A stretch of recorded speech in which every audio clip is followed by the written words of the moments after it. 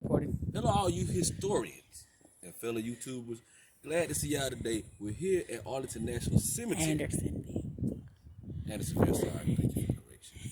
Here to visit a very, very nice man that was a real war hero. And Mr. Patton, very good man. He died, and we'll explain that to you later. But right now, we're going to go to the intro of this particular point right here behind me. Where you're going to see, we're going to give you a picture of what you're going to read and everything that's going on. The regulators. If you wasn't familiar with the regulators, are you familiar with the President Teddy Roosevelt? Teddy Roosevelt was a regulator, and we have a lot of facts that we don't know about the regulators, but we heard that they were part of the gangs and all that good stuff. But this will actually show you what the regulators was. So join me in 1 minute. Lil Scar, aka Reggie. Peace out. A nice, humble assistant / wife is gonna read it, and y'all can understand it because I don't read too well, but I work on everything. So I can fix everything with a broke heart. Hey, baby, go ahead and let them know what's going on. Okay, here we have what they call the Raiders' graves. And what it's saying is the 6 graves were deliberately set apart. These 6 prisoners were buried with dishonor. Only enlisted soldiers were imprisoned at Andersonville, with no Union officers to maintain order. Life in the pen became anarchy. A gang known as the Raiders roamed the prison yard, bullying, robbing, and even murdering other prisoners.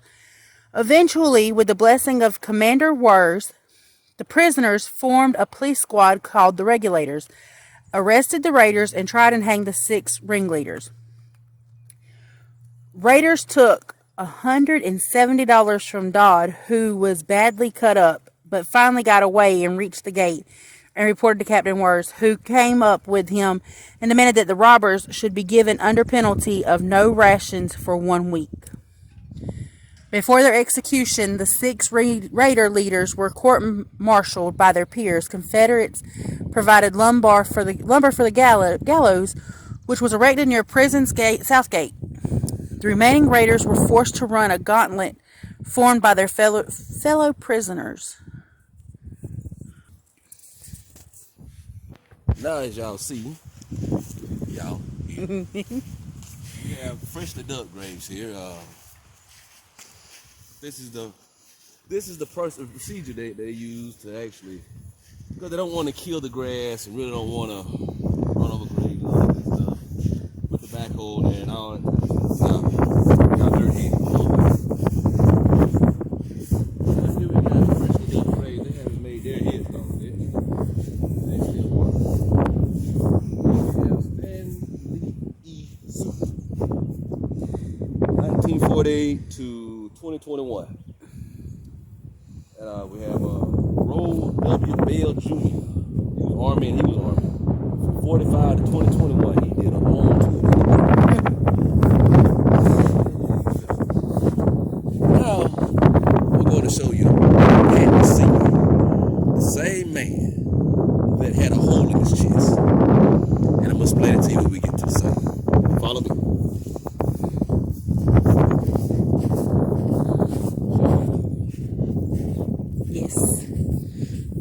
Sorry.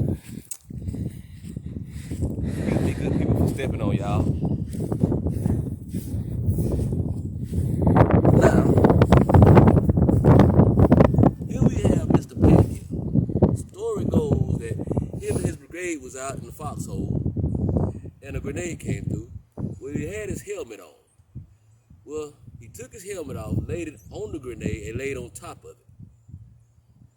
And that left a big bird bath inside his chest, which his children played in because he put the water inside his chest and let them play inside of his chest.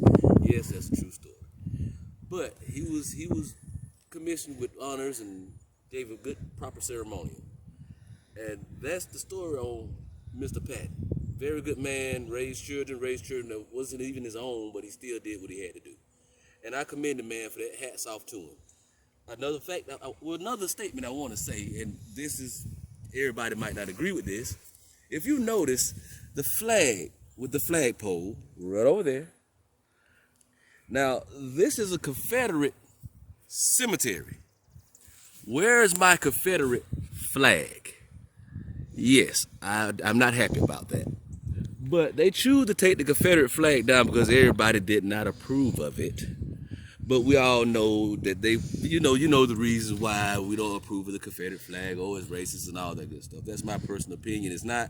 But you had blacks fighting on the Confederate side, and you had whites fighting on the Confederate side, just as well in the Union. It was all a market scheme about foreign trade. That's what it was. And they didn't like it. We had the resources and the North had the factories. That's a fact. But anyway, moving on, we're going to go to the other part of the cemetery. Y'all stay tuned. Now, we're back again. We're at the stockade branch. Before I even get in the depth of what's going on here, let me explain to you. The reason my purpose of doing these videos, and this video particularly, is because educational purposes, not race riot purposes. So let's get that straight. Don't need the comments of the South will rise. We already know that. We already rose again. Don't need them about the Yankees or the North or whatever you want to call yourselves. But Southern bred men, we take pride in our ordeal and our jersey, our flag. And I really hate they got rid of our flag. But all of us that's real Southern men, we still have a flag in our house, so you can't take that. But anyway, stockade branch. Shall you? Okay, the stockade branch is a stream. As you can see here, it's the stream. Yeah, and point down that way. And it's over there, which we're going to take y'all to it in just a few minutes. That's supposed to be in the stream that used to be there. We're going to take y'all over there in just a few minutes. This is a stream, a branch of Sweetwater Creek was the prison's water supply. Today's neatly dredged channel is misleading.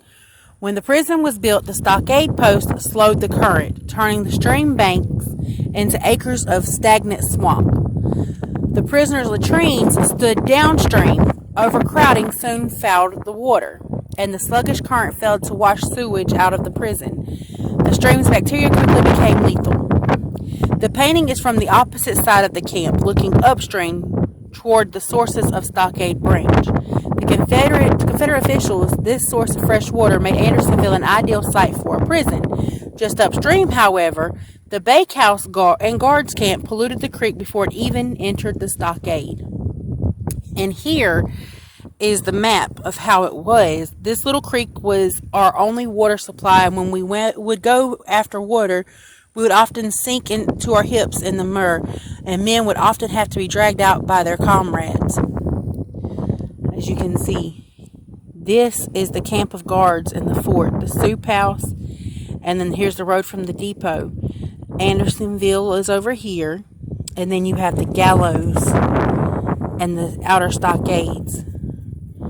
So the swamp, the water would have been over here in this area.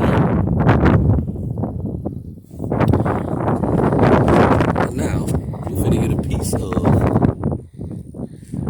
a stockade. We're going that way. Stay tuned. Now, here we go. The water. It ain't good for fishing.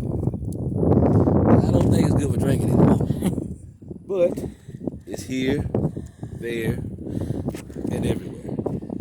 Light bridge. Come on.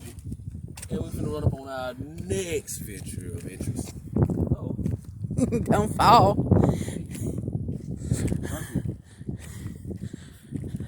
What they call the North Gate. I'm assuming this is the North Gate. That would be the North Gate.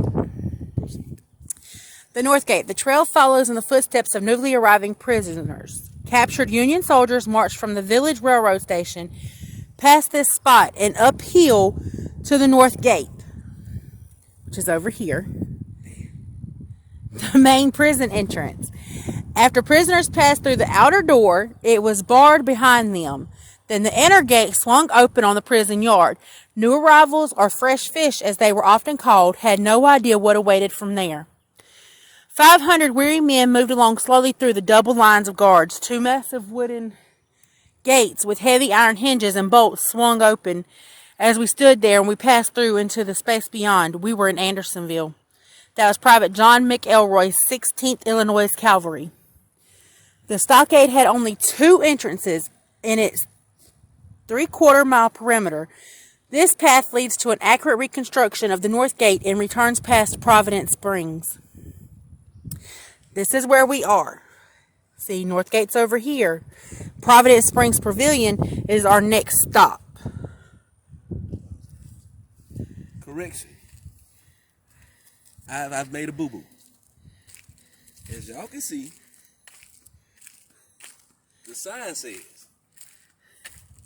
water unfit for human consumption. Please do not drink.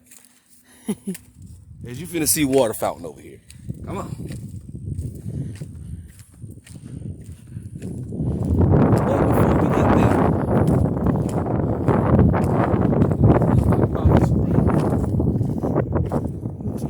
now once again, now this is what I call reverse racism.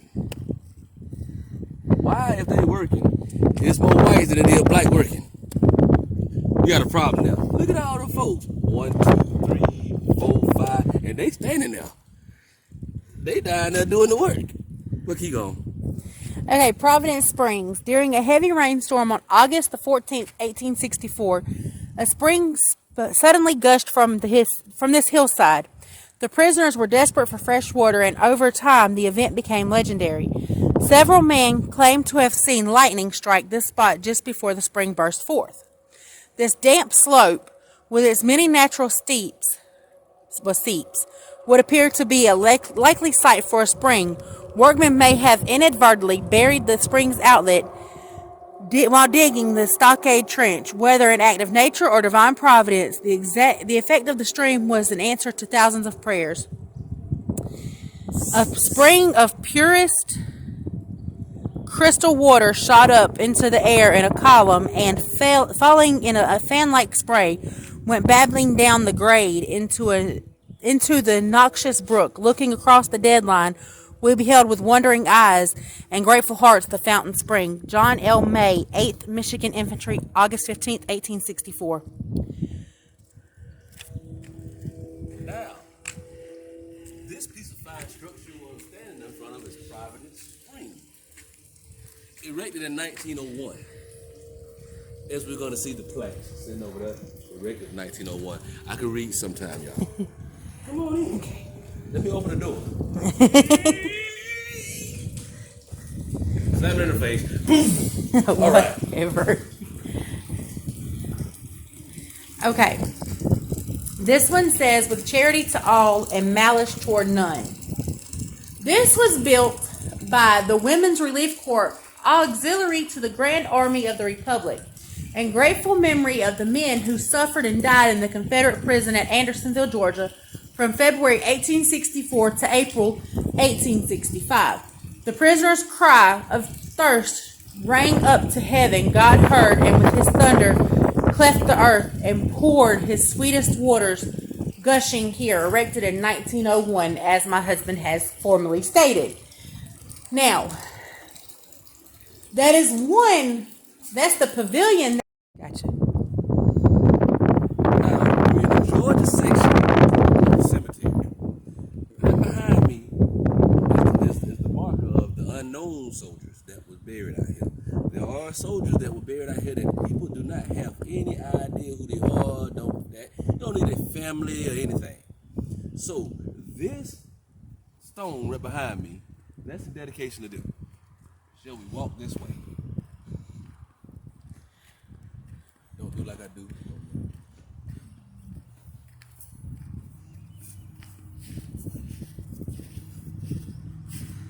Okay. Now, as you see, dedicated to the memory of the unknown, interred. Y'all help me out with that word. Interred here. That right there, I don't even know what that word means. Interred. What that means is buried here. Yeah, she's a walking dictionary Webster. But yeah, Odd Fellows and Rebecca's that too. of Georgia. Yeah, that's us. Georgia man, sorry, go dogs, forget road tide, all that good stuff. I'm pretty sure y'all gonna leave a nice comment about that. And I believe the other game was fluked. But anyway, this is where we at right now. And as you can see, Georgia, we tend to lose a lot of soldiers. And I guess that's why bulldogs cost so much, because they're very, very few. But they are very loyal, and they will protect their land, as you see. And moving along, we'll get back with you. Just stay posted. Now, here we go. The unknown soldier. Now, like I told you previously before this now, there were black soldiers, as you can see. Now, if these are not black soldiers, a lot of dark-skinned white folks around this family area, which wouldn't surprise me because, Jefferson usually had children and all that good stuff. But, as you see, there are black family soldiers. But, to read this, my lovely sister, this is so dressed so nicely today, we'll read it. The unknown soldier. The Union dead in this section did not die in Andersonville prison. Buried in haste on battlefields in central and southwest Georgia, many of these soldiers were never identified. There was no system of military dog tags during the Civil War. A memorial at the north end of the drive honors all the unknowns in the cemetery of the 12,920 who died at Andersonville. Only 460 have graves marked unknown U.S. soldiers. Those who expect to reap the blessings of freedom must, like men, undergo the fatigue of supporting it. That was by Thomas Paine in 1777.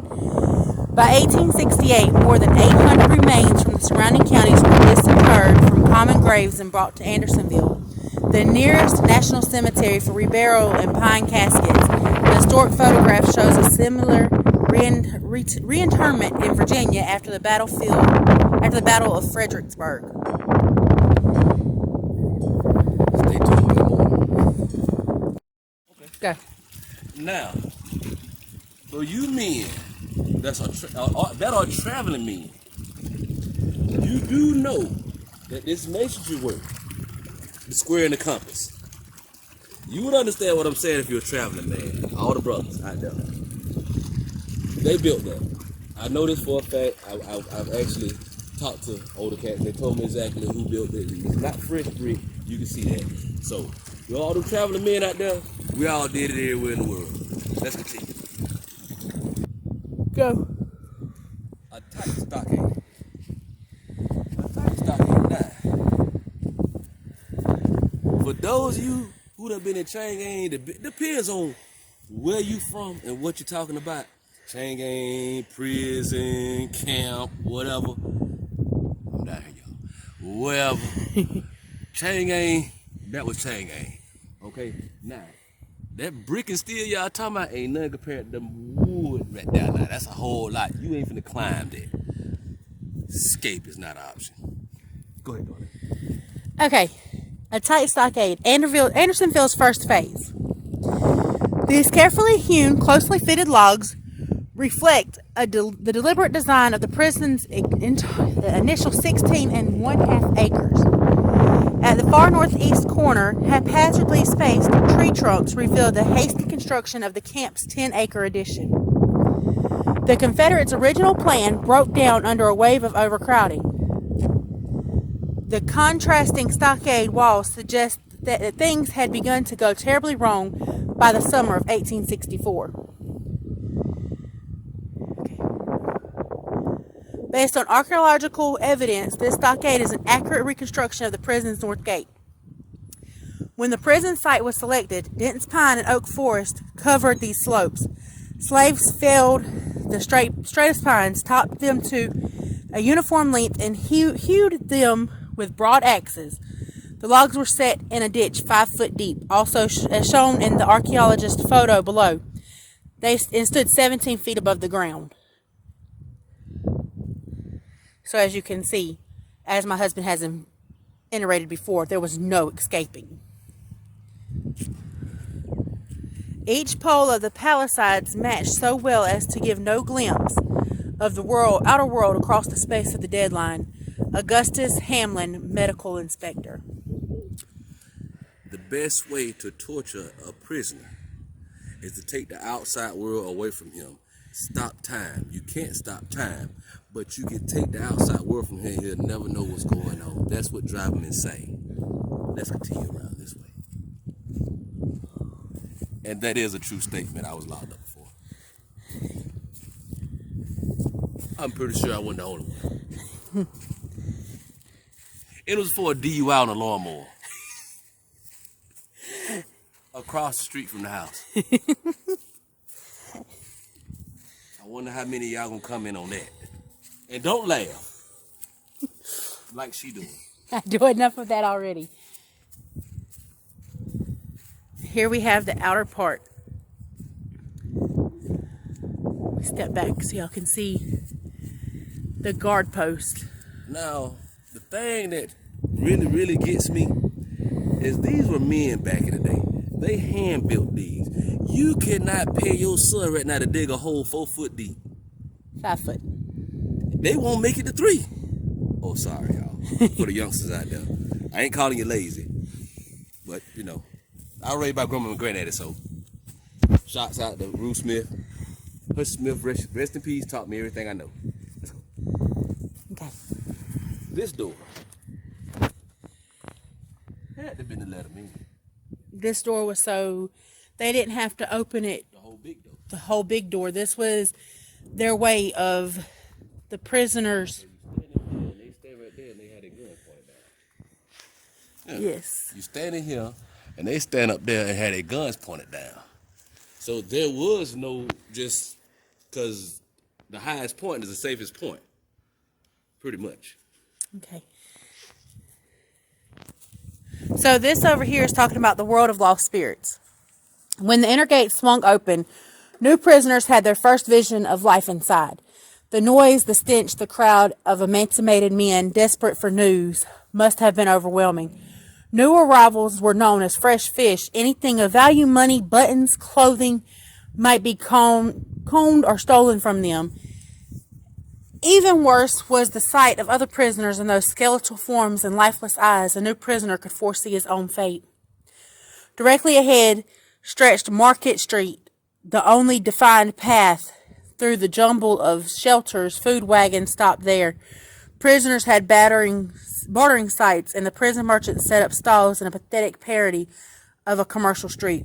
Once inside, men exclaimed, "Is this hell?" Verily, the great mass of gaunt, unnatural-looking beings, begrimed, and clad in filthy tatters that we saw stalking about inside this pen looked indeed as if they might belong to the world of lost spirits. W.B. Smith, 14th Illinois Infantry, October 9th, 1864. Now, I gotta bring this to the attention. This is a heavy door.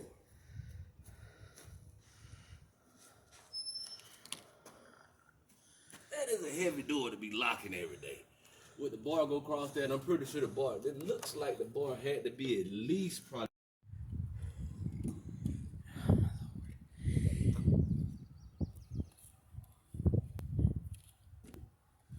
Now, here we go. Back in the game. Yes. Back in the game. Now, hey, look, I had to refreshen up. Get right in here. Star Fort. We had a set of cannons here. And this was a battlefield. But we have cannons pointing the opposite way. Which it will explain to you right now is this young gentleman standing right here. Well, he's not young no more. He was young at that time. Looked like he tired and hungry. But explain that. Okay. Star Fort. Within this stronghold stood the offices of the post commander. The stronghold? And the prison commandant. Fort and headquarters were symbols of power, but the fully enclosed earthworks also reflect the authorities' besieged state of mind. Hampered by supply shortages and a constant influx of new prisoners, Confederates here were responsible for operating a prison camp under conditions that they could hardly control. 4 of the Star Fort's guns were trained outward to repel Union cavalry raids. The other 5 cannons were aimed toward the north slope of the prison camp. Before erosion rounded the walls, these earthworks were angled to give defenders overlapping fields of fire. Star Fort was part of a system of defense. Look for other earthworks and entrenchments around the prison tour road. See? Those are entrenchments. Those mounds you see. Oh, that is. Now we're going over to the cannons. Stay tuned. Now, this, what they call an ordnance rifle. I'm 5'9". So you see how big this, and they had to move this. Once again, they were men back in the day. I have no idea what's wrong with the youngsters these days. But they were men back in the day. And this is an ordnance rifle, and for safety's sake, they've sealed it. So there's no fire in this rifle. And for you big gun collectors, that's a mighty big rifle. That's a mighty big rifle. So I'm assuming the barrel is rifled inside of it too. Direct fire, what I'm thinking. Now, we're going to walk over here and give you the dimensions of the ordnance rifle. Well, now, before we do that, you go up with this, tilt it up and down. This is supposed to open up, which would be the barrel. Open it up, put your shell in, close it, and then you, bam, and it goes off. He's a gun aficionado, y'all. You just got to look over him. I just was not using the precise words, so you gun enthusiasts, please don't get on to me. Okay, so this is called the 3-inch ordnance rifle. Model 1861. These are old. These guns could defend against a cavalry attack loaded and aimed at a prison yard. Confederate cannon also discouraged mass escape. The gun data. Gun tube, wrought iron, 817 pounds. Projectile was a shell and case shot. Range was a half a mile with case shot. For the record, some of you women act like y'all were born in 1861. But keep going. We go again now. We are actually through with the actual tour. I know everybody thinking, Reggie, you got that black power thing. Power to the people and all that good stuff. Red, green, and then yellow, and all them other colors there, whatever they want to. And what that man name was, the police put his foot down his neck and all that there, hey, look, if he was wrong, he was wrong. I'm a law-abiding citizen. I am. I used to be not, but I am now. But we all need to have unity. That's the thing about it. Whatever was done in the past is done in the past. Let sleeping dogs lie. That's what you have to do. In order to go forward, you can't look behind. You can't see. Okay, but without further ado, I would love to introduce y'all to my secret. My secret I want to show y'all. Just in case you thought Reggie was prejudiced. He's not. Hey, everyone. Camera lady, wife, how you doing, baby? I'm good, baby. How are you? Yeah, right. Anyway, she don't love me no more, but we all are going to be all right one day. We're going to be one color. But furthermore, I'll holler at y'all later. Let me get my, let me get my, I got to get my sign up. Hey, shouts out to Deanna too. Deanna Patton Cook. That was your daddy there, which is her mama, y'all. Y'all didn't know that. That was her granddaddy. And oh yeah, and Tina Bug, that's her sister too. But anyway, hey, holler at y'all later.